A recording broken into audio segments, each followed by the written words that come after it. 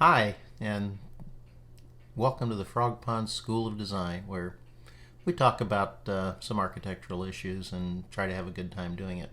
Before I go any further, I want to remind you that if you can think of something you want me to talk about or have questions, just drop a note down below and I'll see what I can do.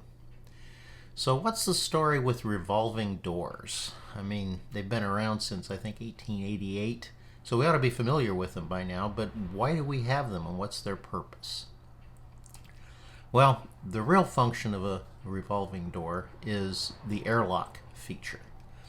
And it's really more effective than a vestibule, which is another form of an airlock feature, because you and I both know with a vestibule it's very easy for both doors to be open at the same time and there's free flow of air.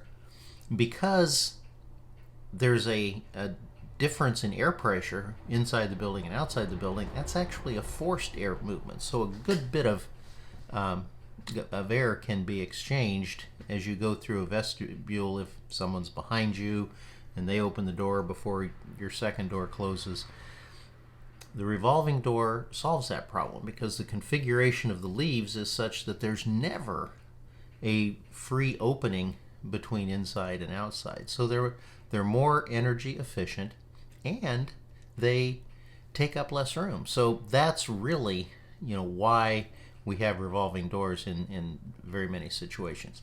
There are people who claim that it allows traffic to move more freely, like a traffic roundabout, but I'm not sure that's a factor in why we have them.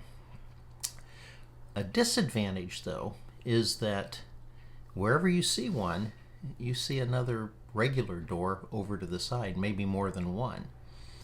And that's because the revolving door really doesn't work for someone in a wheelchair, for instance, or even someone carrying packages or whatever, so they use the other door. And you notice the other door never really has a vestibule with it. It's wide open. So I'm not sure overall, especially if that secondary door is used that much, that the revolving door is having the effect that it could have. And you might be concerned about emergency exit. I've never tried this, but they tell me with revolving doors that if you push hard enough on those leaves that they will collapse around the post and you can just exit right through there. I hope that's the case, but even if it is, exit requirements are stated in terms of lateral inches. So many inches are required depending on the number of people in the building. And chances are that single revolving door isn't that wide. So again, you've got extra regular doors off to the side, again, without benefit of the vestibule. So overall, I think my preference is probably still for the vestibule, although the vestibule could use some improvement too. But that's a topic for another post. Thanks for joining us today at the Frog Pond School of Design. I look forward to seeing you hanging around the pond again real soon.